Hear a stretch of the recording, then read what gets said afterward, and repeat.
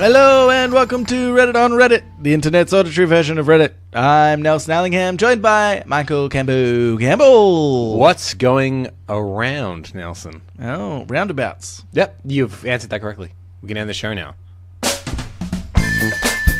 Just a prank there, just a prank. You got him. You got the listeners. They were like, what? Oh, that's a short episode? Fooled. I want to start you off with something encouraging, Nelson. Okay. So I don't know if you were aware, but at the moment, Spotify is doing something called Spotify Wrapped. Which means it's the end of the year, and if you go onto SpotifyWrapped.com and you log in, it'll give you like statistics about what you listened to that year, so what your genres are, what your top artists are, and stuff like that. And they have a segment for podcasts. Okay. And I received a message from a listener of ours, Kaylin. Yep. And first of all, I think we should give a big up to Kaylin, because we often talk about like Amanda and Rowan and whatnot as our big supporters, but Kaylin, also a low-key, long-time supporter. She ever written in? I think she has. Don't care for it. But she sent a screenshot of her Spotify Wrapped, and her #1 podcast of the year was Reddit on Reddit themed. Because that's the one she's listening to the most. Get a life, Kelly, if that's anything to go by. And what it does, because it uses it's like that thing when you get at the end of the week in your iPhone, it tells you how much you've used it for. If you've used it for a really long time, that's a sign that you should stop using your phone so much. This is a sign you should stop listening to us so much. But we were someone's most listened to podcast on Spotify. Okay, that's good. Look at that. We're getting up there, Nelson. Yeah, one person at a time. Next year will be 2. Yeah. And by the time, in about 50 years' time, we'll be pretty successful. I think so. There'll be at least 50 people listening. Before we get into Reddit on Reddit as well, I thought, because we've been doing our Reddit Secret Santa preparation and thinking about the gifts and whatnot. We discussed it last week. Yep. So I thought it might be time to bring back a popular segment from last year.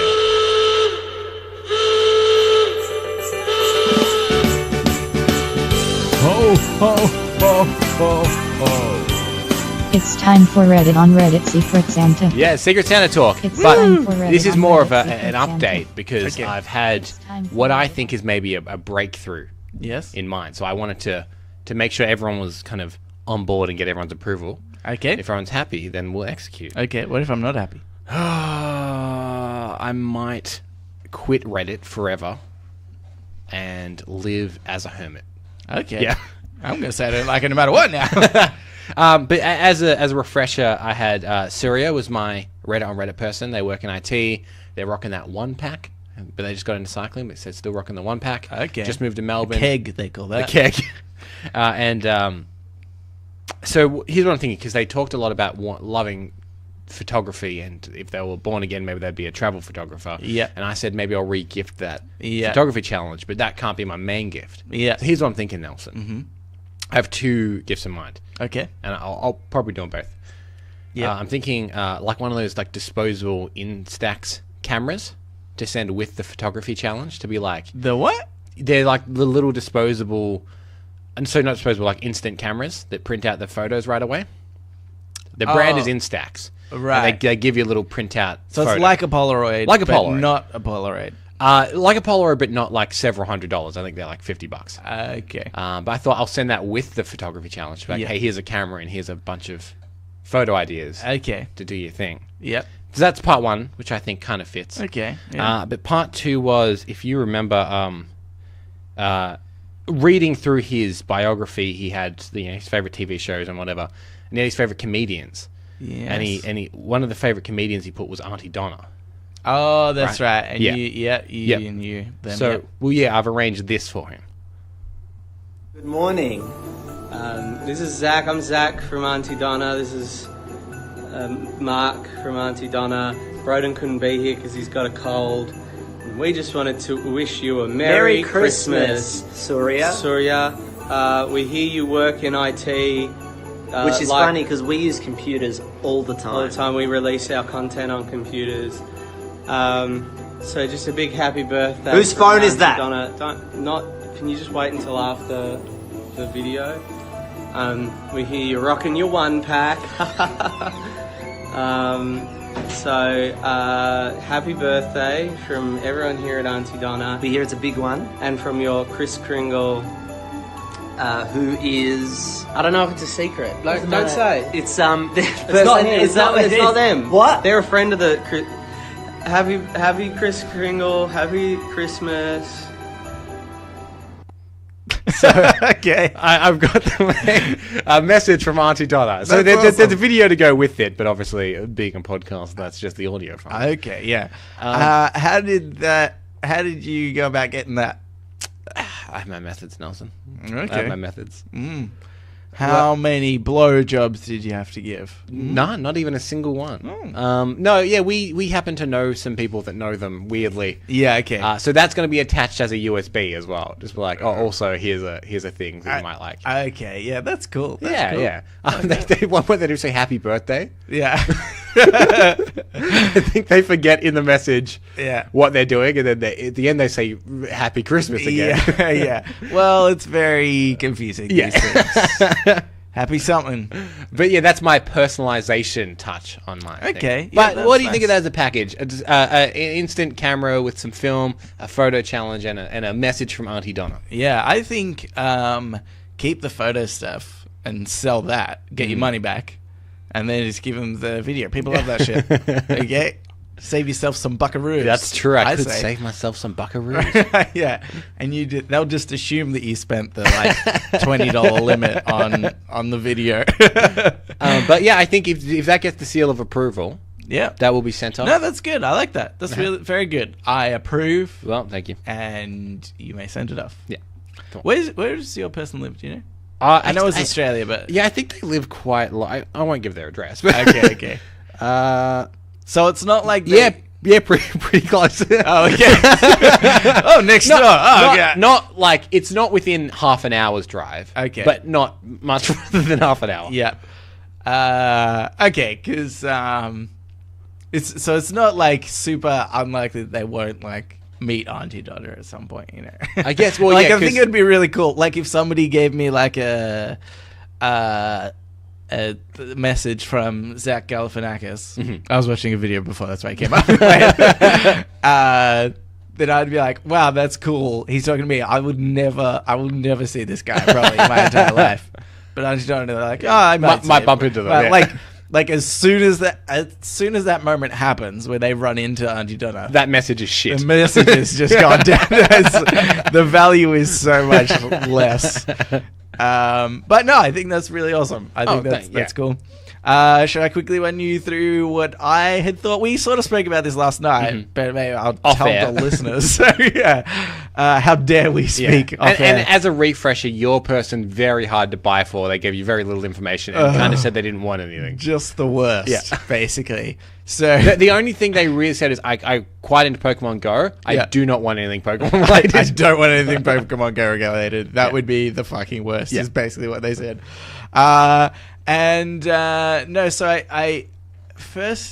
My first idea was to get them a trophy that said the most interesting person award. Just kind of a real punch in the face. And then I thought, well, that's probably a bit rude. Not really in the Christmas spirit so much. Yeah. And then I thought about giving them an award that said the best relationship advice giver, and have try to get a trophy that was an upvote. Yeah, because you would view their profile. Yeah, I viewed their profile, and he'd written a little bit in r/relationship advice, but I then double checked his profile.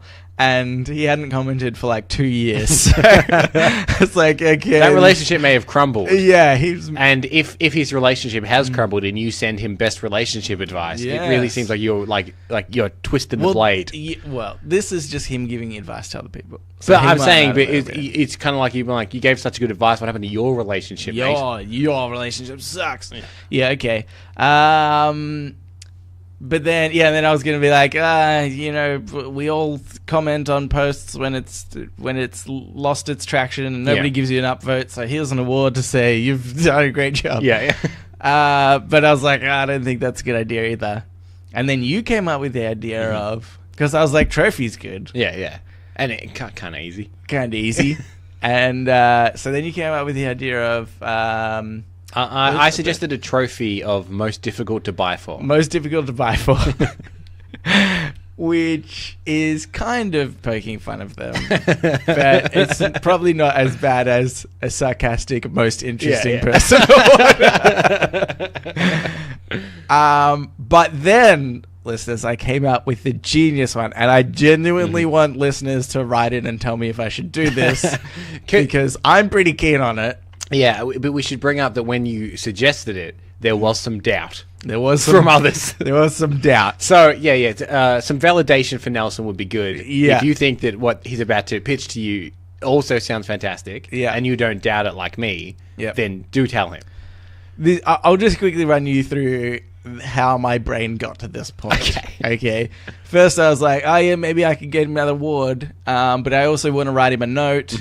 And so I was originally just going to order it from a trophy shop in Seattle and then send it to him. But then how do I get to the note to him? So I was like, well, maybe if I went to a Airtasker or Fiverr website and got somebody to pick up the trophy and write a note and then deliver it to him. Yeah.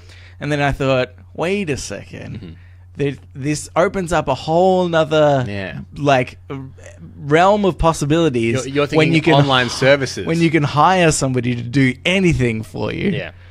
And then I remember he liked Pokemon Go, and he doesn't want Pokemon Go stuff. No. But he'd hate that. But you know what would be great? What Pokemon Go people love is getting Pokemon in their Pokemon app. So I thought that I would hire somebody from Fiverr that goes over to his house and says, "Hey, I'm from your Secret Santa. They've tasked me with getting your phone, logging into your Pokemon Go app, and walking around the city for an hour catching Pokemon. Yeah, and that's your present." I think that's genius. Yeah. Problem is, he has to willingly give over his phone to somebody that he doesn't know. This was my main point of contention, I think. Yeah. If someone just came up to you and said, "Hey, someone from the internet paid me to take your phone and go get Pokemon, so give me your phone." Yeah. I probably wouldn't. But see, I could mitigate this a little bit with because you can message people. Right. So I think I could have messaged him "Hey, just letting you know, somebody's going to come over." So you still maybe not tell it what it is. Yeah. But it's going to be a little bit strange. But yeah, if someone comes and says that, someone comes to your door and says that they're from the Reddit Secret Santa, that is legit. That's legitimate. Yeah. And this is he can quote my Reddit name or something. And then just quickly, do you have phone insurance? Do you? Just in case. Yeah, just this sort of basic stuff. So I think that's great. Yeah. So yeah, that's Nelson's idea, is to hire someone for an hour to go and catch Pokemon for this guy. Yeah. Yeah. Or alternatively, because I know there's Pokemon that you can only get in different countries. Oh, so maybe someone from a different country log in. Yeah, maybe even if I just logged in and then because then I think there's a kangaroo Pokemon, but then that might take me forever to get that. I don't know. I'm thinking about it. Anyway, listeners, what do you think about me getting a stranger to get this other stranger's phone and just walk around and catch Pokemon for him? I actually think now hearing it, I think someone in a different country logging in, I would be more appealed by, because he may have caught most of the Pokemon in his area if he's really into it. Yeah, but I think you just keep catching them because then you can keep evolving them and stuff. I don't get the game, so I keep that in mind. Yeah. But it's not like you can stop catching Pokemon around you. I think you just always catch them. Right. Maybe I could just get his login details and then maybe I could get a few people to log in different parts of the world. Okay. Okay. Then maybe that's more of a legitimate option. Okay. Well, I think we should fucking get into it. Probably, because that's what people listen to this show for. Yeah, we've been going for a really long time. Okay, Cambo, this Reddit on Reddit is by Starfire Knight. An 8th grade teacher in North Carolina installed bike pedal machines under the desks of her students to keep them from fidgeting. The students love that it keeps them fit and focused, and the teacher reported a huge increase in completed work and fewer missed assignments. Wow. Okay, so they've just got pedals on a cog under all the desks that they can just keep pedaling. Yeah. Interesting. That's because I am such a foot fidgeter, much to the chagrin of the person who sits next to me, because I shake my foot a lot like that. Oh, yeah. Which is very annoying, and I'm aware it's annoying. And if I catch myself doing it, I will stop. Okay. Sometimes I unwittingly do it. Okay. Yeah. That's true. There are a lot of foot fidgeters. I think that because I fidget a lot with my hands. Yeah. I think all the time. I've used a fidget spinner on occasion. You have? Did you ever get one of those cubes? No. Like the cubes, like they've got buttons and switches. Lots of and different stuff. Yeah. But I would definitely use that. Yeah. I think. I think it's called a fidget cube, right? Fidget cube. Yeah, I think something like that. Yeah. Well, I don't know. I would use it, but it's not like I've stopped using the fidget spinners. And we went out of trend. Now you're dabbing. Yeah. I know. Oh, mate, I dab. So just quickly, last night we were out at a restaurant and there was a grandma trying to get their grandson into the car. Okay. But she was trying to get him into the car, but he was dabbing. And she was struggling to get it in because he wouldn't stop dabbing. And I'm like, oh, that's the most 2018 thing I've ever seen. That's because she would have been like, I don't even know what this is. What's he doing? Yeah, she was on her way to the asylum to get him fixed. That's brilliant there. But yeah, so I don't, because I normally just end up like playing with whatever on my desk or something. I have in the office, I just have like a bunch of key rings attached to each other. I probably got like 30 key rings just attached to each other, and I just like fiddle with that for that. But do you spin keys on your fingers and stuff? But no, I don't really. I'm a big key spinner. Spin keys too much. I don't know. I just do anything with anything. I just pick up something and I'll just fiddle with it for some reason. Hopefully, you don't pick up a knife because then you're like, stabby. So I do that thing where you lay your hand out flat and you stab between the fingers. But I'm real bad at it. I have so many scars. But yeah, I think.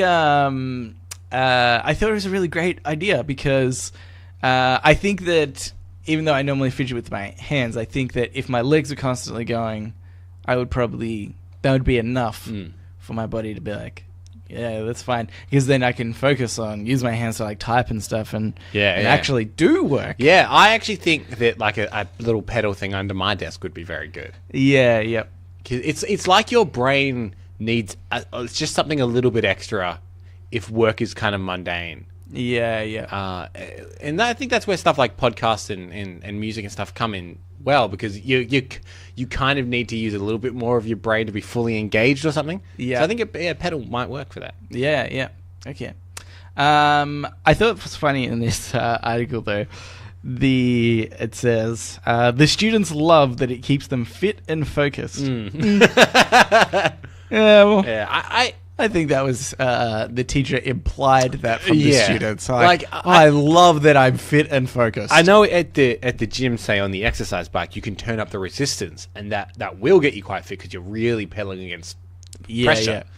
But I don't think these would have any resistance. I don't think they have any resistance at all. I think it's like, and you can it would, I guess, burn calories, but you'd need to be pedaling a lot all day non-stop to burn very few calories. Well, what else are you doing in school? That's true. Remember, probably just cyberbullying people. Yeah, and that doesn't burn any calories. Yeah. So think about that for a thing. But yeah, I think it's really good. I wish I had that. I feel like I've definitely lost a lot of information in my life just by fidgeting too much instead of focusing.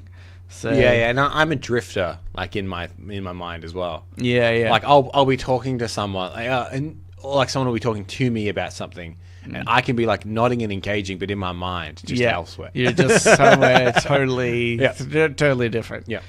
Sometimes I'm even just thinking about how I should be paying attention instead of paying attention. Do you ever get that? Yeah. Do you know, this is going to sound really horrible, but I went for an interview not that long ago, and I think I'm generally okay at interviews, but sometimes in an interview, I will think about the fact that, I need to listen to somebody like I'm just very conscious of the fact of like, Nelson, don't tune out. Yeah. But then I'm thinking that in my head. That's what like, happens. Nelson, don't tune out. Oh, they're still talking to you. Stop thinking about it. Stop thinking about it. Stop thinking about That's it. the thing. You'll be like, all right, gotta listen to this. It's gonna be important. And gotta listen. Nelson, make sure you listen. Oh, you're not really listening. So you think, they've stopped talking. Yeah. Oh no. I think his voice, the inflection ended in a question tone. Bullshit, you went out of this one. Okay, bullshit my way to that one. Now this one you really got to listen to, Nelson. I'm not kidding. I've done it again. Yeah. Oh no. Oh boy. I think he repeated the question. He still no, but I even remember in this interview as well, at the same time that my mind was being like, pay attention. Yep. And so then like I tune in quickly for a second. And then there was a girl on the opposite end of the table, and I thought, oh, she's kind of attractive. And then again, my brain was like, Nelson, stop thinking about this is not the time or the place for that. And then I'm just sort of still listening to her say the question, and my eyes kind of drifted down to her hands that were folded. Yeah. And I was like, oh, I wonder if she's married. and then I said to like snap out of it again, like, what are you doing? What is it? You trying to like pick up this chick? Like, oh, maybe if I get this job, I can ask her out on a date. I don't know. It was really weird. So yeah, if I was peddling, mate, I would have been fine. None of that. Would have been fine. Anyway, Kemba, I think we should move into Today I Learned. So now it's time for Today I Learned. Let's play the intro to that. Today I Learned. This Today I Learned is by Frested for TV. Today I learned Roundabouts have... I said Roundabouts earlier today, so it's true. It's all linked together. This We is the meant Roundabout this. episode. Today I learned Roundabouts have many benefits, such as reducing crashes by 39% and decreasing fatality rate from crashes by 90%. Costs less to maintain and saves gas consumption by 30%. Am I right in my belief that there are countries in the world that don't have these, right? Like, they don't have roundabouts. Don't have roundabouts? I feel like roundabouts, don't in know. fact, are not very common. I think there are some, but they're not very common in the US, right? It's mainly a lot of, like, T intersections and crossroads and things like that. Yeah, I guess so. I don't really know. I don't know with enough certainty, but I think they're Not far in less common. New York, like, for example. Like, Like, we have roundabouts, like, just through suburban streets and stuff. Yeah. But I feel like they're less common in the US. Yeah, I don't know. Maybe. But I also If TV has taught me anything, Americans have 0 roundabouts. yeah. So And I France, a huge one. One Huge one. One huge one, Yep. which I assume they have lots of smaller ones after that. Yeah. Oh, maybe they got all their roundabouts out in one. Yeah. But, like, okay. you could do small roundabouts everywhere, or just one huge one. just Get one that out huge of the one. way. And that one, let me tell you, that looks very dangerous. Yeah. It's Especially because last time I saw it, Tom Cruise was riding backwards through it in Mission Impossible. what a bloody that guy. He's not very very good. Oh, okay. Yeah. We were slam on Tom Cruise there, Nelson. Yeah, because of the Scientology thing. That's Yeah, what right. I meant. The roundabout thing. It was a movie, Canberra. So that was fine. Obviously, there's paid actors around. Nobody was really in danger. But the Scientology thing, that's real. Yeah, that's Well, it's not real. But anyway, Yeah. back to roundabouts. Mm-hmm. I think roundabouts are genius, Mm-hmm. and I like. I hate it because I feel like roundabouts are all like so often replaced in Melbourne by traffic lights. Yeah. And it makes it so much more inefficient, I reckon. Yeah. I'm like, whenever there's a intersection with a roundabout, I think you get through so much faster. And maybe even if it's a placebo effect, I don't even care, in the sense that maybe I'm like, you inch forward, you know, roundabout, somebody Yeah. goes, and then you only get a couple of spaces at a time. But maybe if there was traffic lights, you would, you sit in the one spot for ages. But then everyone goes 10 through. or 11 cars go at once. Yeah. So I don't know. Even if it's that placebo effect, I don't care. It's just like way more satisfying to go through. But I think maybe why maybe why they're not more common and why they do replace them all the time in Melbourne, I think is because people are really... I've seen some very not confident drivers get into a roundabout and just be like, I have no effing idea It's what's like people going on. in a roundabout that'll stop and let other people into the roundabout. Yes. It's like, no, man, have the confidence. You're in it. You go through. Yeah. And I'm so more like, when I'm coming up to a roundabout, I'm like already steps ahead of when I think I can go. Like if I'm like, okay, looking at these cars go by, like he's got his indicator on, he's going to turn. If I don't like slow down, I can get in this gap. Yeah. Sort of thing. So it's like, but I feel like everybody stops directly at a roundabout. Most people do. Yeah. It's like, no, just fucking go in. Like, especially because everybody's going so slow. It's like, what? Just go through, you effing idiots. I also remember, because I'm the same, I quite like a roundabout. Yeah. I'm not afraid to say it. Okay. I like a roundabout. Oh. But as a learner driver, back when I was 17 or 16 or whatever, very scary. Okay, yeah. They scared the like shit everybody's out of me. this is madness. Everybody's just going around. I'm just driving into this thing where other cars are coming. Yeah. So that freaked me out. I do remember one bad experience I had with a roundabout. Yeah. Was I was stopped and I went through, and as I was going through, somebody was going through at the same time. And I was like, what an effing idiot. And then I was like, give way to your right, idiot. Yeah. In my head. I didn't actually say it out loud, but I was very angry. Yeah. And then I realized he was on my right. And I'd just gone through, and I just had a bit of a brain fart. All right. And I was like, and it was very close. Like, he almost ran into me. It was very close. No. But, so maybe that's why they have intersection stuff. Well, but I feel like there's so much, just even talking about the resources that we use to like create traffic light, a stop, intersection. I feel like it's just very, I don't know. It's not as environmentally friendly even to like have that. Here's what I like about a roundabout. Yep. They can't break down. An They can't intersection break can down. break down. Yeah. And you can have that, like, when the lights are flashing and no one really knows what's going on and everyone's going to inch Everybody through this shits thing. themselves. Do you know what though? I kind of treat that a little bit like a roundabout in a way, in the sense of my nonchalant attitude of just going through. Yeah. Because I'm like, everybody's going really slow because everybody's like shitting themselves Yeah. that the traffic lights aren't working. So I'm like, I'll just inch forward and like push in front of somebody if I need to. I'm like, what's going to happen? Well, you're going to hit me at like, 2 kilometers an hour. I'm going to get a tiny dent. I don't give a shit. So that's what I like about roundabouts. Let me tell you the one thing I don't like about roundabouts. What don't you like? You get small suburban roundabout, fine. Huge roundabout, fine. But there's this kind of a mid-range roundabout where it's maybe like 3 lanes. And sometimes you enter the roundabout and realize you're in the wrong lane to go where you want to go. Yeah. So one is turning right, one is going forward, That's one is annoying. turning left. And you've miscalculated, so you have to go around the roundabout and Yeah. back up to where you need to go. Yeah, that does sometimes happen to me. Yeah, that's true. But see, that's another brilliant point about a roundabout. You could be in the wrong lane, and then you're like, "Oh shit, I'll just go I'll do a loop." around, Yeah. and then I can get in the right lane again." Yeah. Unless you're on the outside and you need to turn right.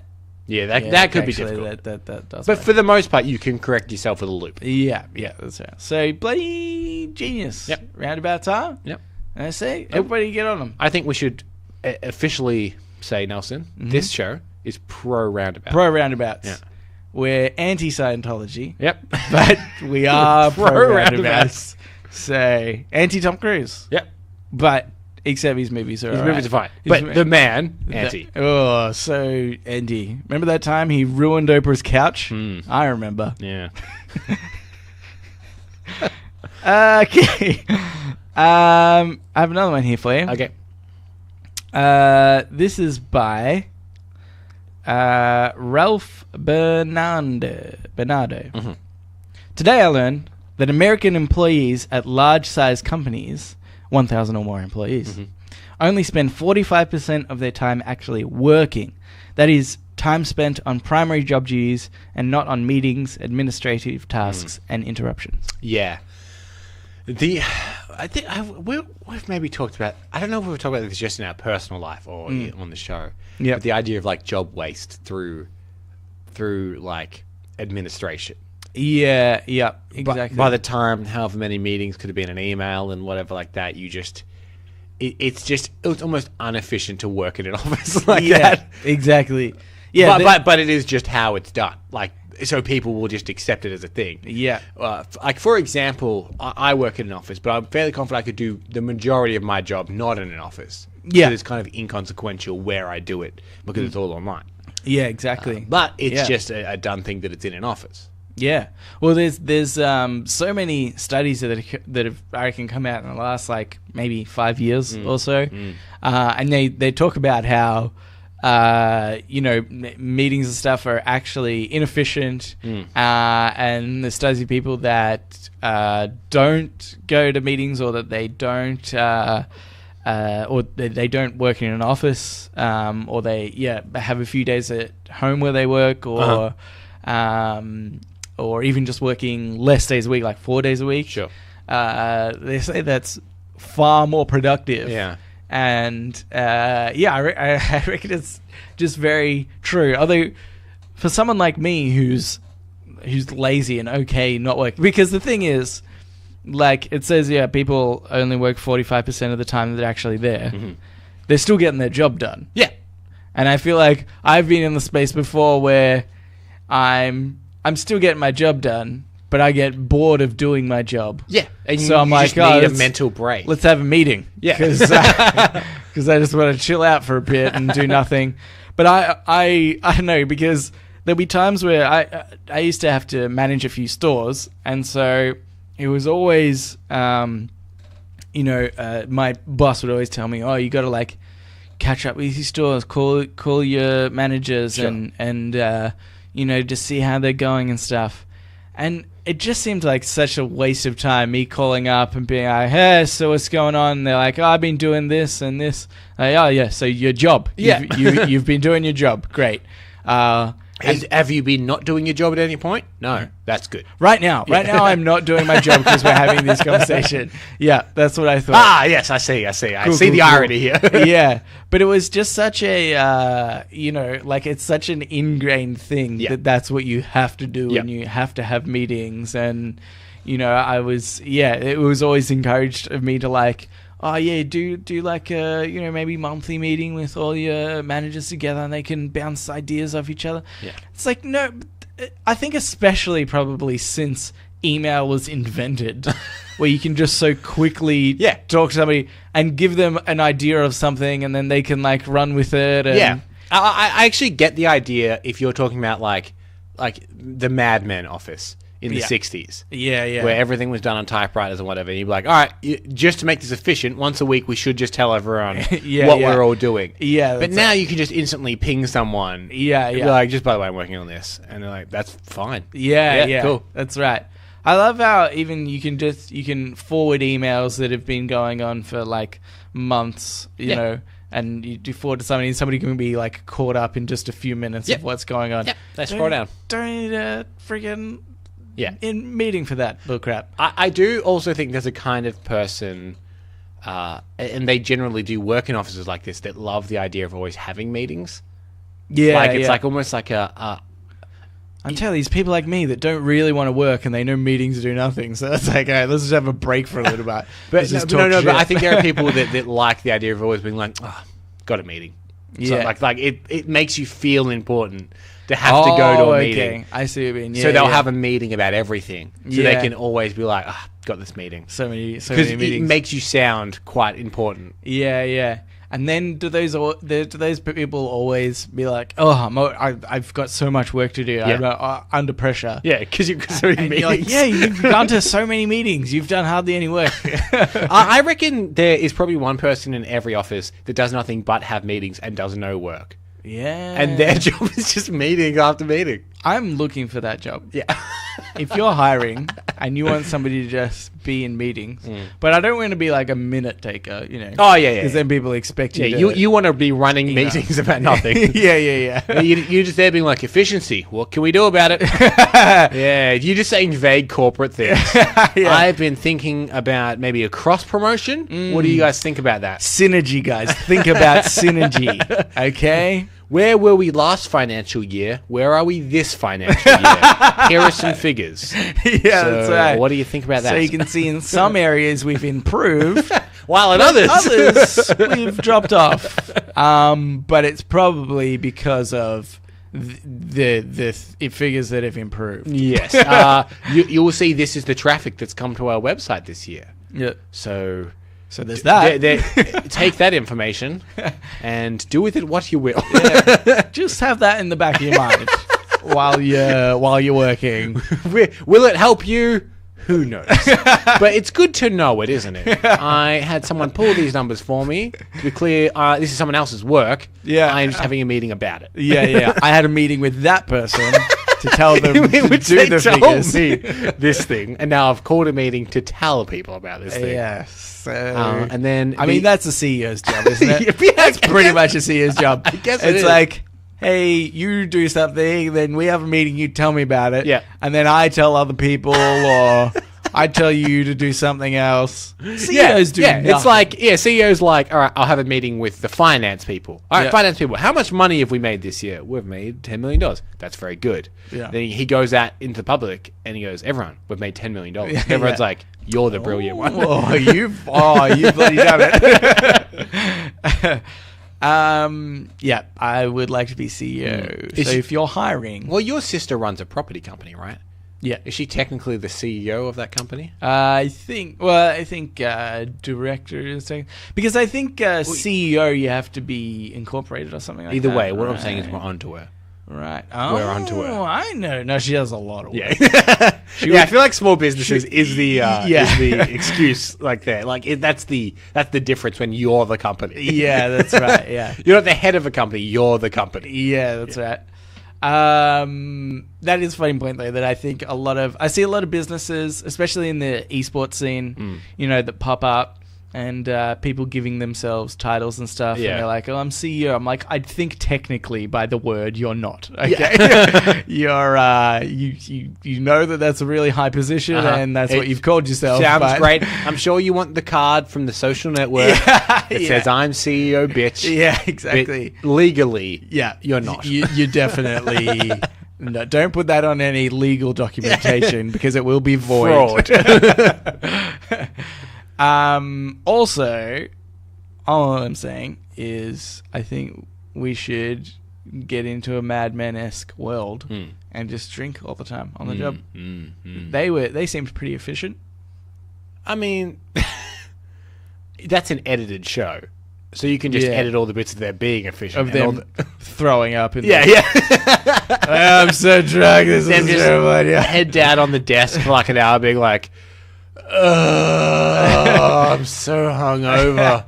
I should go drink more. Yeah, I think I'll just continue drinking and then I will never get to the hungover stage. Because that show is like, the episode's like 50 minutes, but presumably that's a week's worth of their work. Yeah. You can cut it down to 50 minutes. Yeah. Do you know what I didn't like about Mad Men when it first started? I watched the first maybe couple of seasons. Yeah. But I hated how it was like... The 60s. It was very in your face, we're the 60s. Yeah. It's like, drinking on the job, that's what we do. Smoking in buildings, can you believe it? And then one that I loved, like, it was just such a, rubbing the audience's face in it, was there's like a mother and her kids come in and they've got the plastic bag of a dry cleaning over their head. Yeah. And so, you're like, oh my God, they could suffocate. And the mother goes, hey, Lacey, or whatever her name is, I don't know. And you're like, oh, she's going to get it about, suffocating in plastic. And she goes, my dry cleaning better not be all over the floor. And you're like, okay, yeah, we get it. You're really hamming up the fact that they didn't know that children could suffocate in plastic bags. We get it, okay? Oh, my God. Yeah, okay, this is a tangent, and we should probably move on, but I'm gonna put a handbrake on. Yeah. There's a show called The Americans that is set in a different decade. And apparently it is so well researched that like whatever date, say it's like November 2nd on the show, and they're watching TV, they've gone and researched what was on TV on November 2nd, and that's what they're watching on TV. Okay. And my point is, why? Yeah, why? What's the point? No one was ever going to check. That's no one was ever going to be like, oh, November 2nd. Yeah, I don't think so. I don't think that was on TV yet. Do you know? That just seems like more effort than it's worth, other than them, because they needed to be like, just by the way, we did this. Like, they needed to tell people that they did it, otherwise no one would ever have noticed. Yeah. Do you know what makes me think of is when a movie comes out and there's heaps of exposure and events for it, and you're like, well, this is going to be a shit movie. Because you know they're doing way more effort than they need to because it's such a bad film. They know it's bad and they need to draw people in. Yeah. I feel like it's a bad TV show concept when you're like the news. You're like, oh, look at the detail we went to. Yeah. Please watch. Yeah. It's really bad. Were you concentrate on the story? Yeah, exactly. Yeah, make that good. Okay, nobody's gonna care about. We're on the flip side of that, and I know you haven't watched it yet, but there's the new Avengers trailer where they essentially didn't show you anything, and they're like, you watch it. Exactly. Yeah. Watch it. That's how you know a film's going to be good. When it's like the teaser trailer, like, is the trailer. Yeah. That's all they need. They're like, hey, we're Avengers. What are you gonna? What are you gonna not watch? Not watch? Get the fuck out. You're gonna have more people in your life tell you that you're a fucking idiot for not watching it than if you just watch it. So do that. Yeah. I would love. Essentially, all they were like, Captain America's in this one, and you're like, well, yeah. I assume that. Yeah. Yep. That's all you get. Yep. I would love that's just one of their campaigns once. Just like the actors talking to the screen. Just be like, hey, well, it's another one. Yeah. It's good. It's Avengers. You'll see it. So this is just the date it releases. That's all you need to know. I would love if it's like just it's almost insulting to the audience. Like we are just gonna make so much money off this film because you're gonna watch it. We know you're gonna watch it. We've already got tons of money, but you're gonna give us more. Imagine if they were so confident, like, I'm never gonna tell you when it's out. Google it. Yeah. You find out because you want to see it bad enough that you'll Google it. Yeah. you'll work it out. That could be an interesting release strategy for Avengers Infinity War. Don't tell anyone when it comes out. And it just shows up in cinemas and then be like, oh my God, can we go now? Imagine that one day it's just out. Yeah. Like, oh my God, it's out. That's brilliant. I would love that. Yeah, that'd be good. I'm going to try I would love it. I'm going to try and convince Marvel of that. You could only do it with that though. Because there is not one other movie I think that you could do. You couldn't do that with Aquaman. Yeah. It would be like come in and go, and they're like, "Oh, it's out. Oh, okay. Oh, was that out? I missed it." But like, before this trailer was released, people were like breaking the internet trying to find out when it was going to be released. Every video that Marvel released on their YouTube channel, everyone was like, "Where is the trailer? Where is it?" And now imagine they were doing that, but for the movie. Just like, when is it out? Just when is it coming out? Oh my God, it's out! That'd be brilliant. Yeah. All right, anyway, Marvel, you can have that one for free. That was about office hours. All right, let's get into shower thoughts. Shower thoughts, shower thoughts, shower thoughts, shower thoughts. This shower thought is by One Lousy Lay. A key ring is a handy little gadget that allows you to lose all your keys at once. Someone had a bit of a bloody go at my key ring because I've got so few keys on it. Yeah. Because I'm not an excessive key ring guy. I hate people that have so many key rings. I've got house key. Yeah. I've got like our storage cage key. Yeah. And here's the thing, right? My key's like quadrupled when I got a key to my girlfriend's house because she has 3 keys to her house. Oh. And I was like, I only had 3 keys on my key ring, and now it's like double just for that. And I just have like a bright, like green tag just so I can spot it. Yeah, right. Yeah, you got a tile thing, right? I have a tile. Yeah. Oh, but mate, you got heaps of key rings and things. Off them. Well, but before my girlfriend's keys, I think I had 4 things on my keys, and someone was like, "They're the most boring keys I've ever seen." I'm like, fits in my pocket like a dream. Yeah, you wouldn't even imagine. Well, that's true. See, I hate the idea of like like fancy. When I'm talking about kings, I just mean like literally the ring, you know. But I hate it when people like got these little things that dangle off. Yeah. And it's like you can't get it into your pocket very well. They're like, look, I've got an entire pop vinyl on my keys. Yeah. Like, that's annoying. Like, what? That's so annoying. Why do you have that shit on Yeah. there? I can't stand it when keys have got so much Yeah. crap on it. It's Yeah. ridiculous. Efficiency. That's what you're after. You just need one key for freaking everything. Like- and do you know what's funny is I implement this to the tenants that we have for my job, because we might get a set of keys or something for their property. Sure. And first I try to limit, like, okay, there's only 2 of them. Okay, they need 1 front door key each. Yeah. If there's any spares, that's ours. Okay, we just keep that. And then the key rings themselves, I try to give them just 1 key ring. And then put as many keys as they need on that, and leave anyone else. That's why I was saying before, I play with a little. I've got 20 or 30 key rings. It's because I always take them off the keys. I'm like, well, this is 1 too many. They don't. What is this? The fucking Middle Ages where they don't understand efficiencies? Yeah. No, 1 key ring is all you need for 2 keys. Exactly. That's all you bloody need. But I think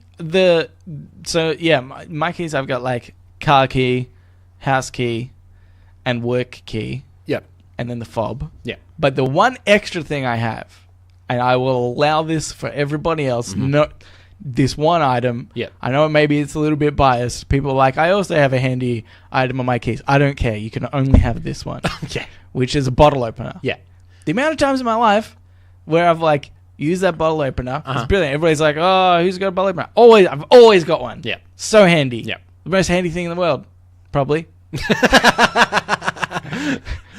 Yeah, think about that. Yeah. But here's a weird thing. I don't have my car keys attached to my actual keys. So I have my actual keys, and then I just have my car key that I just carry around separately. Yeah, that's right. Which I understand is weird, but it's because we have a little like scanning token thing to get into like our gates and A fob, yeah. To get into like they open the gates for the parking and the Yeah. apartment building and stuff like that. So it was actually the first day I was here. I pulled in with my car and realized I had to take the keys out of my ignition to scan it and then put it back in my ignition. So now I just keep my car keys separate. I just have a little hook thing, so I can take it off while I'm going. It's very easy. Yeah. Mate. I mean, or whatever you could have. Hooks separate. Hooks seem like a bit of separate bloody keys. flash to me, mate. Yeah. But anyway, this was about losing your keys all at once. Yeah. This is what I'm thinking. Business idea. Okay. We have some sort of key device that you just put your keys on separately. What? Well, we sell key rings. Yeah. But only for the space of 1 key. Okay, so every key needs to be individual. Yeah. Yeah. And then you can't attach them. If for some reason we make it so it's impossible to attach more stuff to it. Yeah, okay. And then, you know what? We make keys, but without the holes in them. There you go. Yeah. Okay. That's a better system. Yeah. I think that'd be brilliant. And then people are like, oh, thank God. If I lose, I can't lose all my keys at once. I can lose nothing some. but loose keys in your pocket. It'd be something. All right, let me get all my keys out. Which one is this? Take one out. Oh, not that one. Let me take it. Oh, it's not that one either. Okay. They all feel pretty much the same. Yeah. Okay, but then also we have little like things you can feel on the end. Like there might be like a little rubber stubber, and then one's like maybe a little fur bit, so you can reach into your pocket and then just feel around for the right one. Pull it out. Genius. Have you seen those new locks? And they're kind of like, I guess, like smart locks. But so you connect it to your phone and your Wi-Fi and whatever. Yep. And it will, if it senses your phone around and you connect it, it's like Nelson's here. It'll just unlock for you when you get up there. Yep. But then if it fails, you can then there is a key for it. So just a single key that you can then unlock. Yeah. Do you think that is a good idea? Because that way you only really have a key to backup. Yeah. I think that's good. I really like that idea. Yeah. I want one of those fancy cars. I would say let's invent it, but it exists. It exists. Does it? Let's exist do it cheaper though. For this is just for cars, right? No, this is for houses. This is for houses. Yeah. Oh, okay. So you get it installed. So it installs like a regular lock. Yeah. But then you just set it up via an app as well. Okay. So it will work. So like, for instance, and you can also say I had a house and I was going away and you were coming to feed my cat. Yeah. I can add you to my lock. Oh. So when you, for like 2 weeks or whatever. Okay. So for those 2 weeks, if it senses your phone, it'll also unlock for you. Oh, yeah, because I know that they exist for cars, and then it's just a chip in the key itself. Yeah. And so that's not a like fancy. Oh app yeah, thing, like keyless but entry. Yeah. but then you don't even have to put it in the car to drive, so you just have it in your pocket the entire time, and you can always like get in and then Anyway, okay, let's invent it for planes. Is it for planes? I bet you there's a ton of pilots out there like, I forgot my plane keys. hate having to get my keys out. So there's always an industry you can steal an idea from and then get it. Trains. What happens if you forget your train key? Think about that. How about if you've got a post office box? So many applications. Yeah. So many applications. They're gonna be billionaires. Yeah. Uh-oh. Never mind. Okay. Here's another one. Yep. It's by I'm Just a Dude Guy. Smash Mouth was right all along. The years start coming and they don't stop coming. Yeah.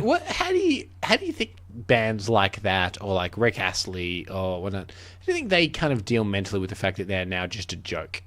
Yeah, it's true. But I still feel like Smash Mouth is a joke, but it was like a really good song, you know? Like, well, I mean, back in the day, Never Gonna Give You Up by Rick Astley was like a huge hit. Yeah, that's true. But now they're like, what a piece of shit. Like, Yeah. It's now a joke that Yeah. it's kind of a shit song that is kind of cheesy. Yeah, I don't know. I feel like they're okay with it because they're like, I mean, well, they're it probably making a lot of money. Yeah, it's making a lot of money. It was a huge hit, and then it probably doesn't matter too much. Yeah, I think part of the Smash, like I think part of the Rick Astley and the Smash Mouth thing are, if you look back at them, they're also very much a product of their time. Like you look at Smash Mouth, he's got like the bleach blonde spiky hair and the Oakley glasses and the like some kind of like Hawaiian shirt on and 3/4 shorts, like everything that is shirt, everything that is like early 2000s is Smash Mouth. Yeah. And then Rick Astley is like everything that was like the 80s. He had like the big suit jacket on with the shoulder pads and yeah. That's true. It like just embodies that time period to almost like a parody degree. You say that it's that time period, but we did just learn of their timeless saying, the years start coming, they don't stop coming. You can't. That's just the truth. That's life. Do you think that song perhaps is deeper than people give it credit It's way deeper. Yeah. Because you know what? Hey, now, you are a rock star. Yeah. Yeah. And get your game on. Go play. And somebody once told me the world was gonna roll me. Yeah. And there ain't the shot roll you like shooting being the robbed, shoot. like you're being rolled. Yeah, so like Rick rolled. Oh my god! It's coming the together. Connection. They knew that this would happen. What does it mean when he says she was looking kind of dumb with her finger in her thumb? Finger and her thumb. Yeah. In the shape of an owl on her forehead. Oh, yeah, that's right. It keeps going. Okay. Yeah. So you just thought, well, she has a finger and a thumb. That's normal. Yeah. Don't get it done with a finger and a thumb. Everyone has a finger and a thumb. I'll stop listening. Why would she look dumb? That's a very normal. Just worked it out. No, I just forgot that's what the end of the line. Do you think it's one of the greatly misunderstood songs? Similar to, I guess, like Hey Ya by Outkast. I think that is often I think it was for a long time misinterpreted until there was a cover of it that was quite sad, and people were like, oh, this is a really sad song. Oh, yeah? Was there a sad version? Yeah. There was a guy called... This guy crying while he's singing? Pretty much. Yeah. It was, I think it was a band called Obadiah Parker. Okay. And they did an acoustic, very slow version of Hey Ya, in which you start to realize that the lyrics of Hey Ya are very sad. And it's essentially the song Hey Ya is about how love will always end, and there's really no point loving anyone because eventually it'll end. And if you really think about the lyrics of that song, you know, like separate's always better when there's feelings involved. So what makes love the exception and things like this.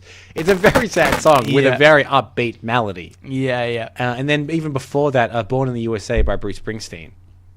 Yeah. Like people remember like the thumping and the Born in the USA and whatever. But that song is actually about a guy that gets back from the Vietnam War and is so disenchanted with life and knows that he can't do anything. But everyone's like, but you're very lucky because you were born in the USA, right? Isn't that good? And he's like, no. Yeah. But it's seen as like a real proud anthem when really it's the opposite of that. Yeah. Even to the point where I think Ronald Reagan used it as his campaign song. Yeah, and Bruce that's Springsteen was like, you should listen to that song. It's not you're not doing it right. In fact, you're pro-war, and this is a very anti-war song. Yeah.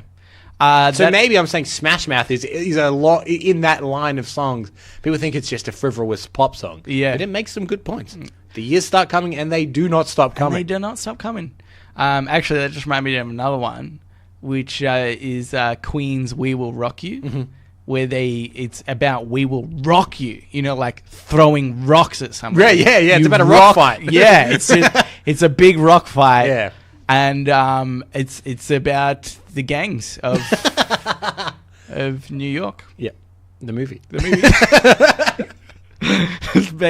song was based off the movie, and the movie was based off the gangs of New York. Yeah. Of that time. Don't check the timeline on that. Don't check the timeline on that.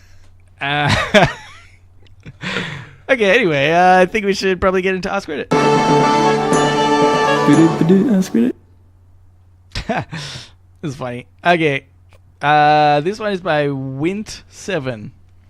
What's a super useful item one should carry with them at all times, since you never know you could need it? A bottle opener. I've already said this in the episode. In fact, you've mentioned mine, but I would suggest that if people don't, they should get a tile.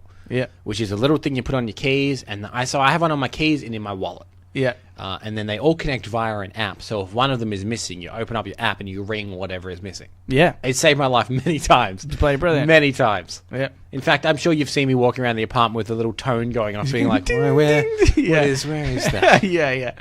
The only thing that can make it better is if it somehow you could map your house in augmented reality and be like, that's the couch, that's the desk, or whatever. So it could be like, I'm in the couch. Yeah. That's the only improvement I could make. We could do this, can't we? Yeah. But then what if you move your couch? Because you have to update your app. It is on you to update your app. I'm never going to do that. No. Or you could put little, like, you could put a tile at each corner of your couch. And then within the augmented reality app, identify that that's the couch. So you just have tiles everywhere in your house identifying different objects. Yeah, that's good. Okay, don't steal this idea is all we're saying. Yeah. That's my little advice. Get a tile. Good. It's good. I don't know if there's anything else that I really think is like... Yeah, it's all pretty frivolous. We could probably get rid of most of the stuff at our house. Just a bottle opener and a tile. Yep. And hang both of them on your keys, but not much else. Yeah. Again, don't be excessive. Actually, you know what I'm going to say? Is a phone. A phone is a unbelievably useful tool. Yeah. You should always have that. You basically only need that now. You can unlock doors with it. You can pay with it. Why do you need anything else? I got an exciting story for you, Nelson. Okay. Late Friday night, about 9 p.m., I got a message request on Facebook Messenger, which means someone that I'm not friends with on Facebook has tried to send me a message. Yeah. So I opened it up and said, you have a message request from Barry Rosewell. Right. And the only significance of that is that's my granddad's name. Oh. And my granddad's like 80 plus. Yeah. I was like, that's weird. But I kind of just ignored it, being like, that was me. Who knows? Anyway, my mother messaged me the next day being like, I've got your granddad a mobile phone. Because he's never had a mobile phone. And I've set him up Messenger. So has he sent you a message? I was like, yes, he did. So I went and I replied to it, hi, Pop. Yeah. About 3 hours later, I get a phone call from an unknown number. I pick it up and he's like, oh, Michael, I tell you, this bloody noise went off and I didn't know what it was. I was looking around the house for hours and you had messaged me. That's what it was. And he's like, now I've spent the last 3 hours trying to work out how to bloody call you. And I was like, oh, well, yeah, I heard that you got a phone. How is it? He goes, oh, it's a nightmare. I think this thing is designed to just confuse me. I don't know what's going on, but your mum's got me a phone. He's like, I think I think I want to get onto this Google. I was like, okay, yeah. He's like, how does it work? So I said, go to google.com. There'll be a little bar in there that you type in. google.com. That's very hard. Already, I'm confused. I said, there's a little bar in there. You type in whatever you want to find, and it'll try and find that for you. And he goes, but I want to look at telescopes. I said, yep, that's not a problem. Yep. He goes, no, but I'm thinking like I want a 12-inch telescope, not a 6-inch telescope. Yep. I said, no, shouldn't be a problem. Type in 12-inch telescope. Yeah. It'll probably find you many results. Yeah. And so he's like, oh, yeah, that's all good. I should let you go. How do I end this? So I said, okay, you hit the hang up button. Yeah. He goes, right. What's that? I said, okay, there should be a little cartoon, looks a bit like a phone. He goes, yeah. Oh, there's a green one and a red one. Yeah. I was like, okay, think of it like this. Green is go, red is stop. You hit the red one to stop the call. He goes, these things are bloody brilliant, aren't they? So there you go. My granddad has just recently discovered the wonders of a mobile phone. Yeah, well, do you think, though, like the concept of unlocking a phone, do you reckon have you been butt dialed many times since? Actually, yeah, you know what? Possibly. Because last night when I was out for dinner, I got a single ring and then it hung up. Okay. Oh my God. Do you reckon that, I think that's really interesting. Like, do you think that when we're that, what is it, like 70s, 80s? Something like that. Do you reckon that we will have a piece of technology that we just don't understand? We can't comprehend, we can't get our heads around? Like, I'd like to think I'm a bit of a gadget guy, and I'll probably try and keep up with technology as much as I can. But there must be a point where you're like, nah, this is my brain can only process so much. That now this is the last new thing I will have is this. Like, he's amazed by a mobile phone. If I showed him my earbuds, his mind might explode. He's live in a case and I open them and they're connected to my phone wirelessly and I can stop my music and he wouldn't know what to do. I don't know. Maybe I'm super naive, but I think that that's not the case for us. I don't think that unless we get something like quantum computing that comes out in our lifetime that like changes technology. Because I feel like there's fundamentals of computers now, right, that have like, there's like, okay, this is a really weird example, but if there's a cog wheel on a screen, you know that that's settings, right? Yeah. And that's just kind of this blanket rule for like how technology is set up, right? But our parents who have never used technology don't necessarily know that that's what that symbol means.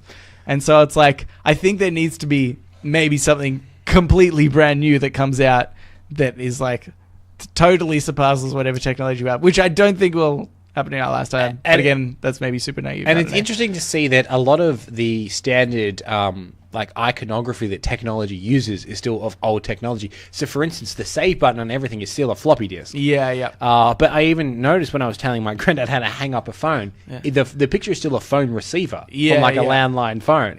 Like that is still the iconography for on a new phone. I mean, you couldn't really just have a picture of an iPhone as the thing, could you? That's right.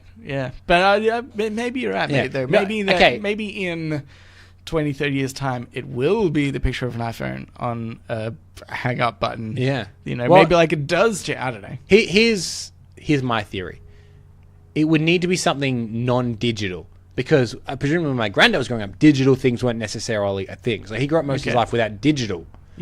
Everything was pretty analog. Everything was pretty mechanical and whatever. But we've grown up with digital things pretty much all our life. But if something comes up that's not digital, it's like beyond digital, then maybe we would have a hard time adjusting to whatever that is. Our grandchildren would be playing with a stick and a hoop. And we'd be like, I don't get this. What's this?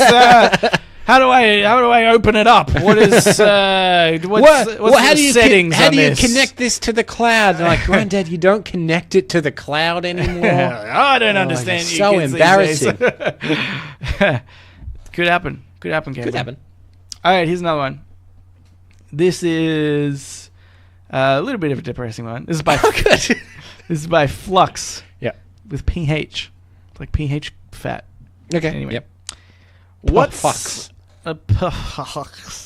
what's on your anti-bucket list? Things you know and accept you'll die not having done. Oh. Anti-bucket list. Okay. I'm assuming this is the things that you also wanted to do. Right. Okay. So things that you'd be like, oh, I'd be interested in meeting the Queen, but statistically, I'll probably never meet the Queen. It's not going to happen. Yeah. Yeah. Okay, so it's not things that you want to avoid having done in your life. Yeah, I think I'm guessing. Because otherwise, you'd be like heart attack. There's like a ton of things that I wouldn't want to do. Things that you would do, but are aware you'll probably never do. Yeah. I mean, I'll meet the Queen is not a bad one. Yeah. Though I don't know. Really, you want to meet the Queen? Yeah. No, think about it. I think if I was offered the chance, I'd probably be like, okay. Yeah, but. It's not something I necessarily want. I guess. It's not on your bucket list, right? Yeah.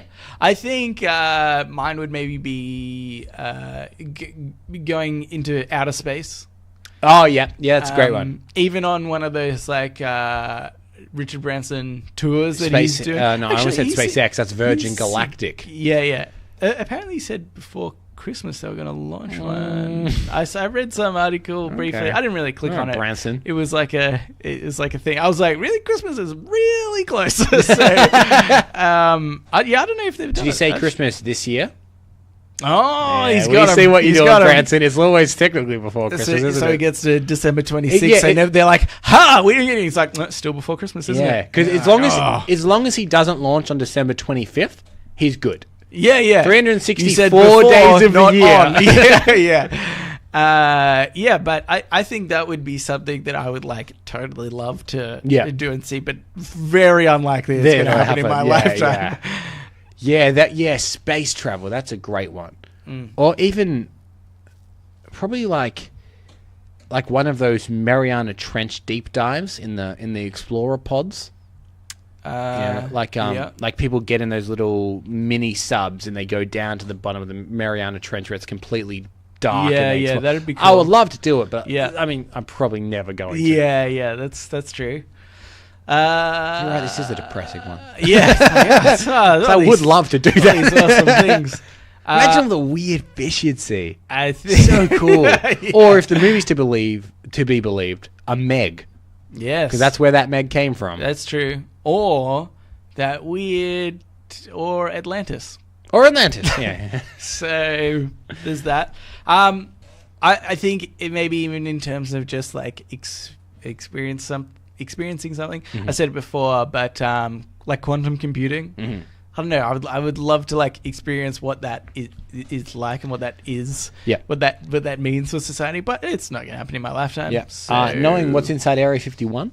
Oh, that's a good one. I'd love to know that. That's but it's never going to happen. Maybe that could be your thing just before you die. Well, because if you like parachute in there and you quickly run around and look in, you could check out everything before they shoot you. Me and a friend of mine, we had made a pact that once we're a bit old and we're getting on and we think that there's not necessarily too much life ahead of us and would be happy to pass on, we should walk into Area 51 and be like, I understand that you might need to kill us for secrets or whatever.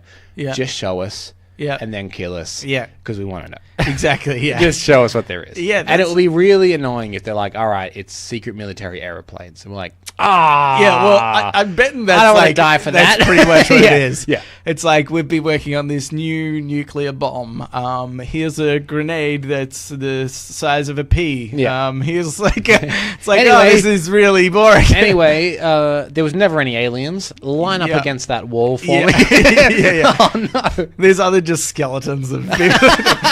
They've all got sad faces. we got two more. Yeah. As we're lining up against the wall, we see two other old men walking in, being like, "Oh no, we should warn them. Don't come in. It's not worth it." Yeah.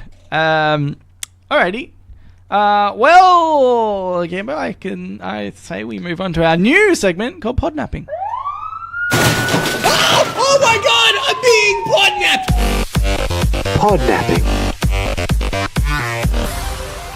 Yes, Podnapping is our new segment where we steal a podcast segment or Borrow, topic. Nelson, borrow. We'll give it back. Well, we nap it. Yeah. I guess. Kidnap. Yeah.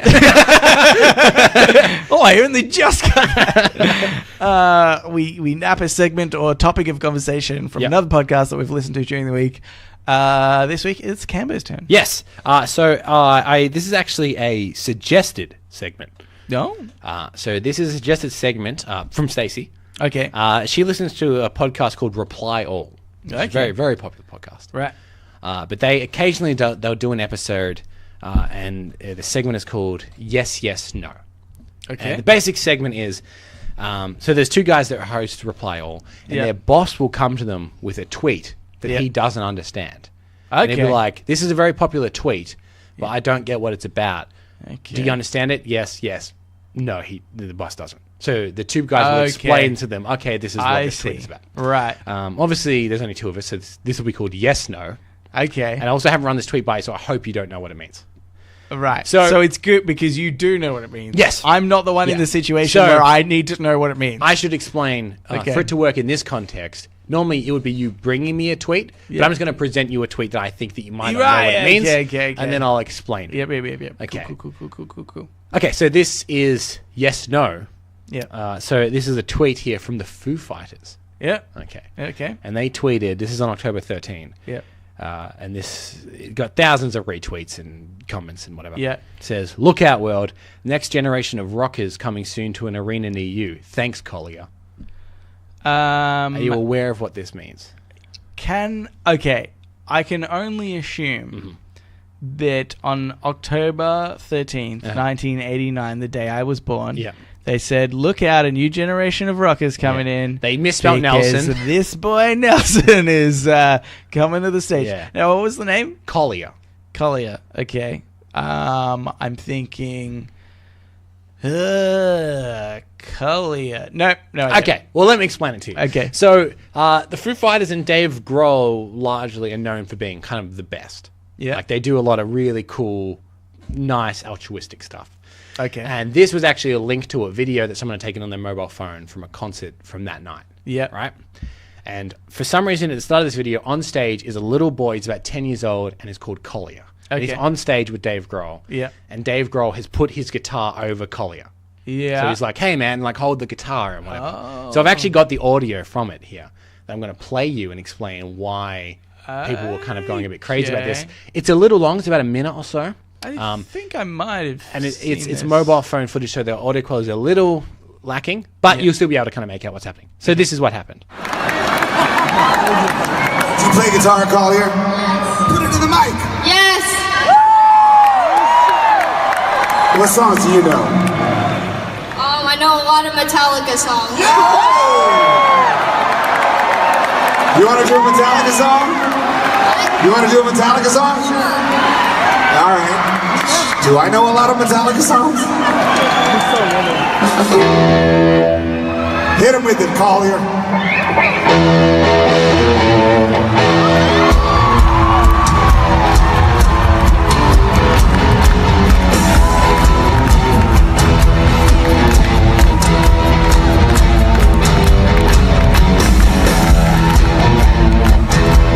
Break it up, let's hit it.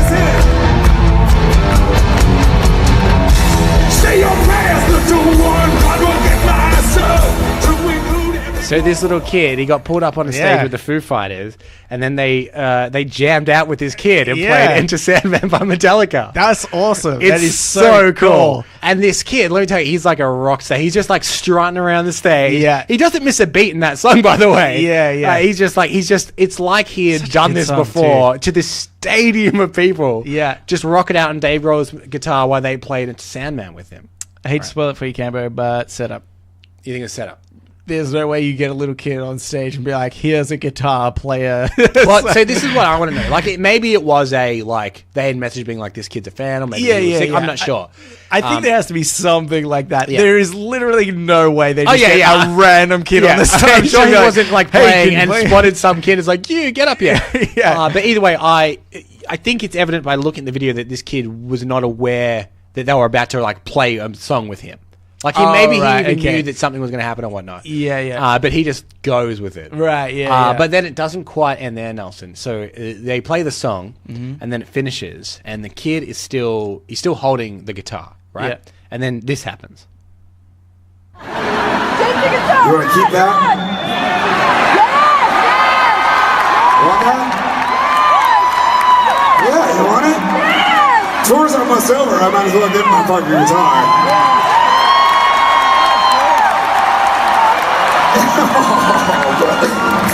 Take that guitar over to your mom right now.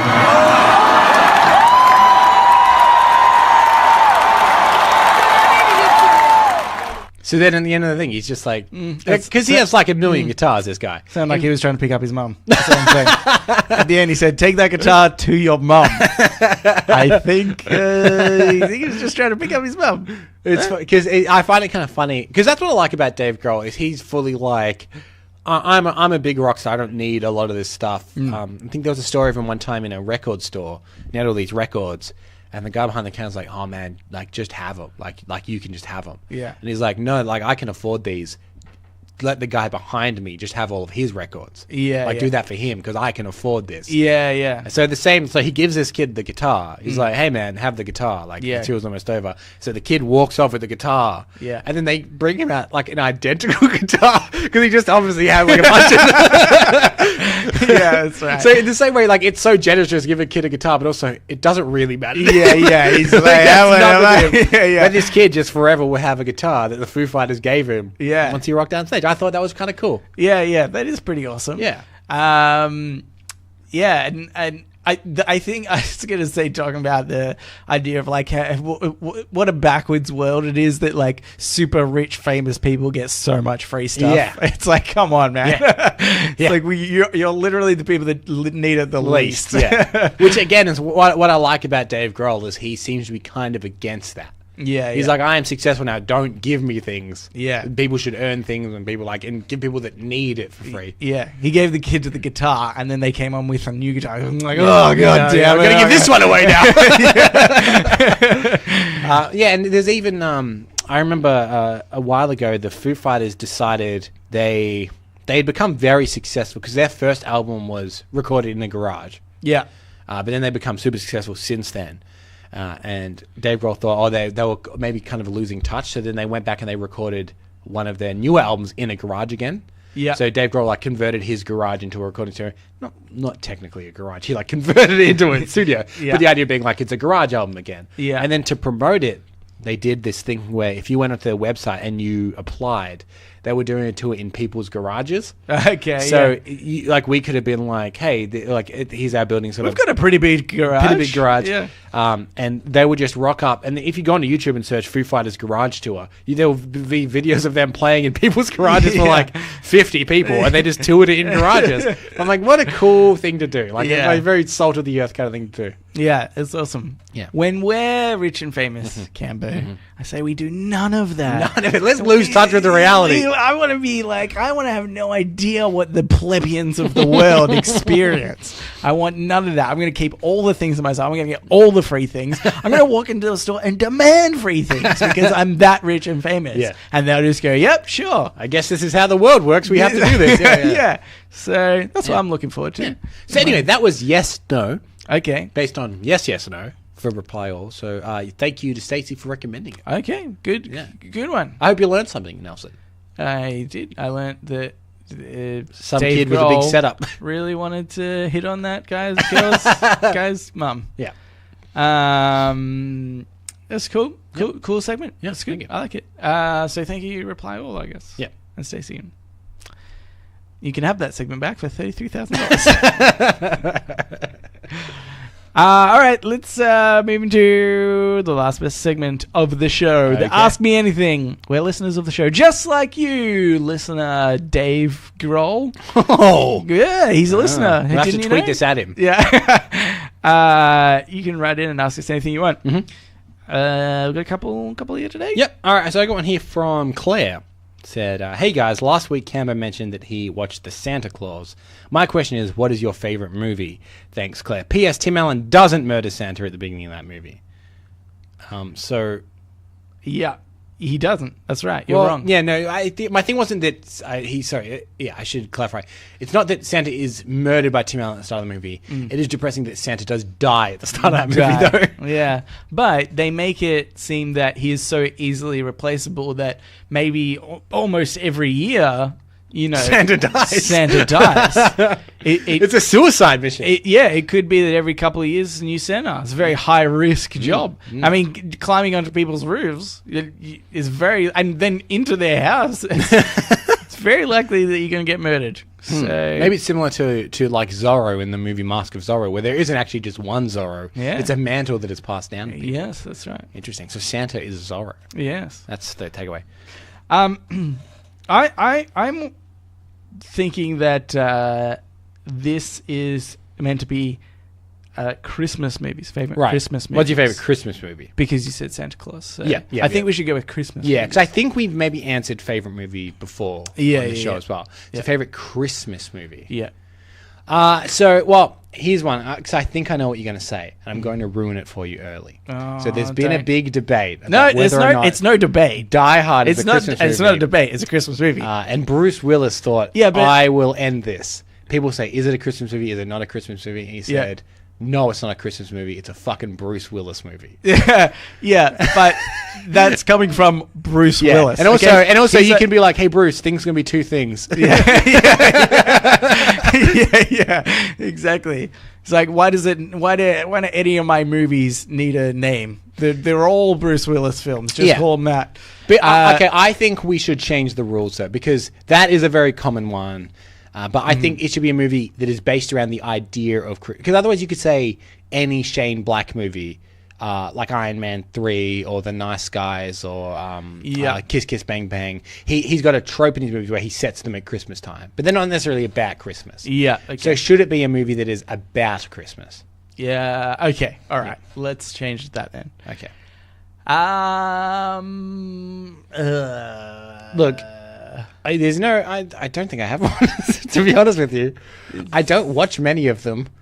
Throughout your life, you would have seen so many. It's like impossible to avoid. Yeah, but I mean, obviously, they haven't made too much of an impact that I've been like, oh, that was really good. Okay, yeah. My favorite. I mean, I think Santa Claus is pretty up there. I reckon. Yeah, I guess one of the ones. Oh, how about like the Grinch?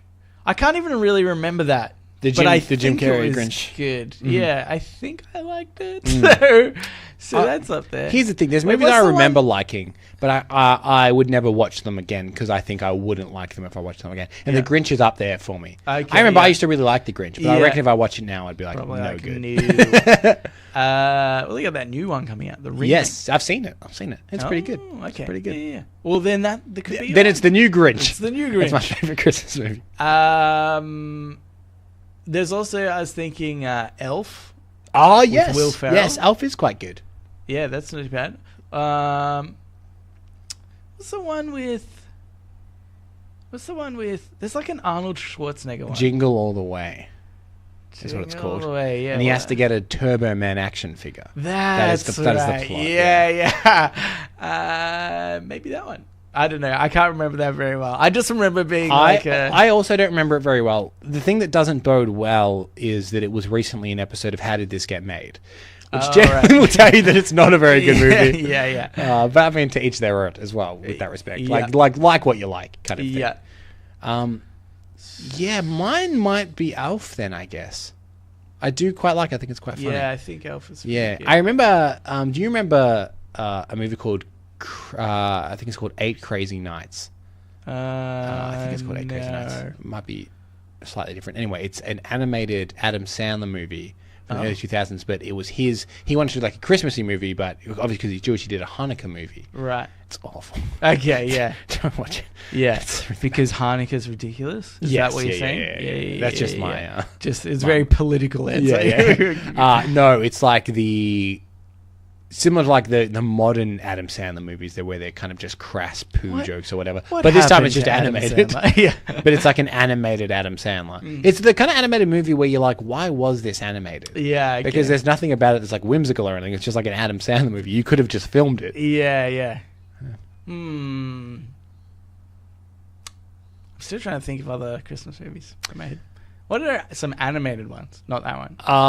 There's the classic like Frosty the Snowman and the Rudolph the Red-Nosed Reindeer. Like they're like those stop motion kind of. I don't even think I really watched. Yeah, you know what I do like? I do like Christmas episodes of TV shows. Oh yeah, like The Office or whatever, they'll have like their Christmas episode. Yeah, and in fact I think last Christmas I made a playlist of like Christmas episodes of shows, and I just had it on in the background all day. So like funny. There was always be like there was a Christmas episode of The Simpsons, and there's a Christmas episode of 30 Rock, and Okay. Yeah. That is super lame. Yeah. So just think about that. It's who I am, though, fundamentally. Okay. All right. The answer is Die Hard. It's just so good. Yeah. You know, I watched the movie White House Down the other day. With Channing Tatum, Jamie Foxx in the White House. Yeah. It does remind me a lot of Die Hard. They've taken a lot of Die Hard-y tropes in that movie. Does it not remind you of Olympus Has Fallen? Yep. but as in, like, I think both of those movies, though I would say White House Down even more, like the character that Channing Tatum plays, whose name I do not remember, is very much a John McClane. He's caught there. He's like, I really shouldn't be here, kind of thing. Like whereas I think Olympus Has Fallen and Jerry Butler's like, I've got this because I'm the best. Yeah. That's true. Yeah. Okay. Here's another one. Okay. It says, Dear Camber and Nelson, I was thinking about how much of a huge hit Queen's Bohemian Rhapsody was, and was wondering if you thought there was a current day song. Current day song. No, current day song. Current day song. If there was a current day song that in 20 to 30 years everyone will be excited to listen to when it comes on the radio. By the way, I've slowly been making my way through the back catalogue of your episodes, and it's provided me some great entertainment on the rides to work. Thanks. Mariano. Well, here's the hard thing to know about stuff like this. Like, because Bohemian Rhapsody is now like a classic, so when it comes on, people are very excited. But when that was released, that wasn't the case. It was kind of like the reviews were pretty average for that song, and it wasn't hugely a hit. And it wasn't until many years later people were like, you know what, that's pretty good. Same thing with like Scarface, for example. That's a classic movie, right? The Al Pacino movie, Scarface. Yeah. But when that came out, and Shawshank Redemption is another one, huge flops. Yeah. And it wasn't until years later when people gave it another shot. So it could be a song that's out now that we haven't heard because it's a huge flop. Yeah. That people will give another chance. This is what's hard to predict about things like this. Yes. I don't know. That's interesting. And in fact, I think a lot of the reason that Bohemian Rhapsody currently is that song has a lot to do with, especially with our generation, has a lot to do with Wayne's World. So much so that when Wayne's World came out in 1991, that song was maybe like 10 years old or so. Yeah. And it went back to number one on the charts after really? after Wayne's World. Yeah. In fact, I don't even know if it ever reached number one when it originally, I think, but after Wayne's World, it reached number one on the charts because everyone's like, yeah, remember Bohemian Rhapsody? Yeah. So much so that in the movie Bohemian Rhapsody, Mike Myers has a role as a record executive for that reason, being like, he's a big part of the reason that this song is kind of known. Okay. So it also kind of like, it needs some kind of a pop culture association or something, I think. Okay. Okay, this is one that comes to mind, though. It doesn't fit in with your theory, but you're often wrong, so I'm okay with it. Yeah. It's a bit of a weird one, one that you maybe wouldn't think could be a classic song, but I love it every time I hear it. Yeah. Is Uptown Funk. Bruno Mars, By Bruno Mars. Yeah. That song, I fucking love it so much when it comes out. I remember it like just played 24/7 basically on any radio station, anywhere you go. That song would be on when it first came out. But I honestly still don't think I ever got sick of it. You know, like normally when there's a huge hit that comes out, they play it on the radio forever and then everybody just gets bored of it. Like, I still think, and I don't even think I was the only one that was still like, no, this is good, just keep playing it. It's such a good song. So it's like so upbeat and fun and like, you know what I think is a good sign of that song being quality and standing the test of time? Yeah.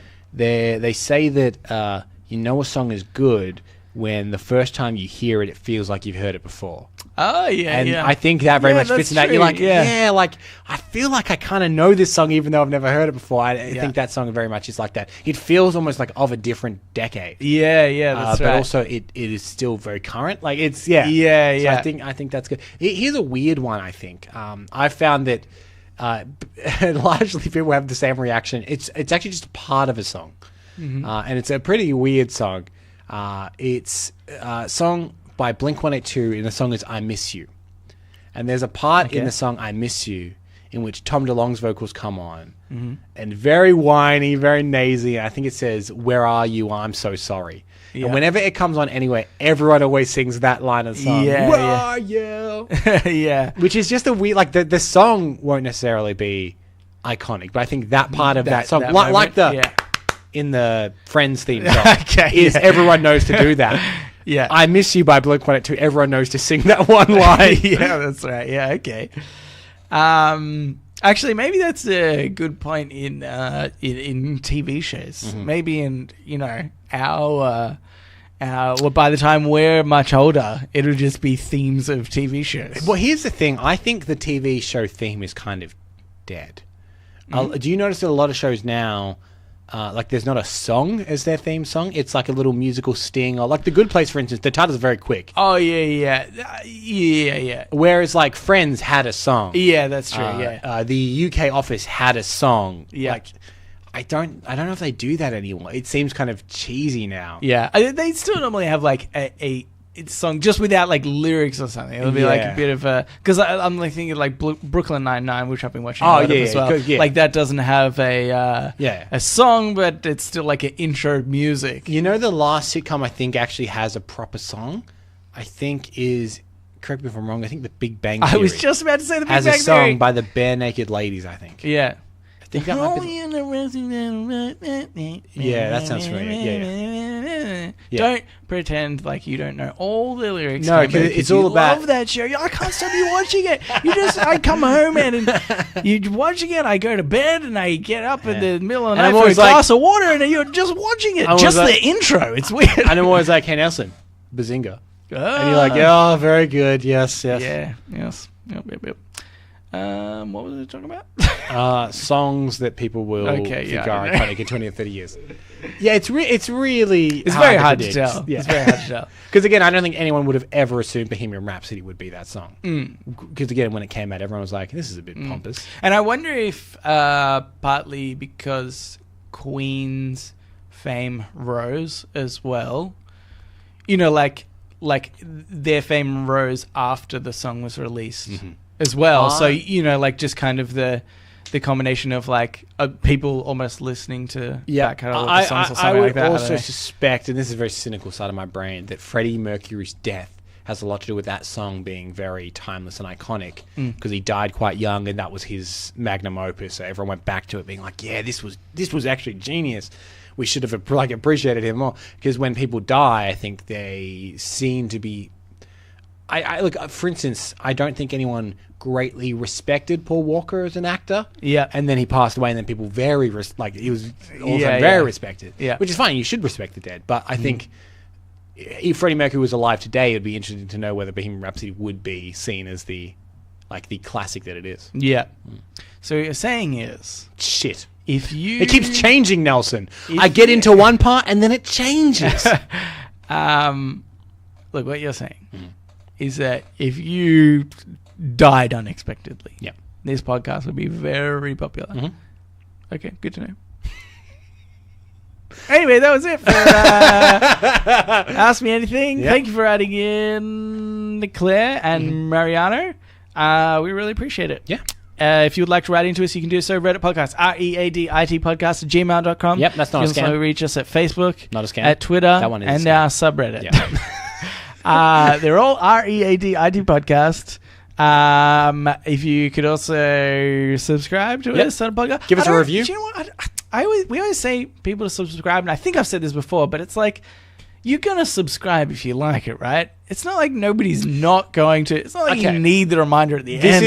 This is the marketing part of my brain now. So would go. Maybe someone keeps listening to it, and then we go, "Hey, why don't you subscribe?" They might go, Okay. Like, you know what I mean? Like, they were going to maybe anyway, but it's just that push to be like, you know what? Yeah, sure. But how would you know to listen to the next episode? I do this. You would have to, like, go and search for that podcast. Yeah. No, I have that sometimes. There'll be a podcast every now and then. I'll search it again and be like, oh, there's a couple more episodes now. And then I'll listen to a few.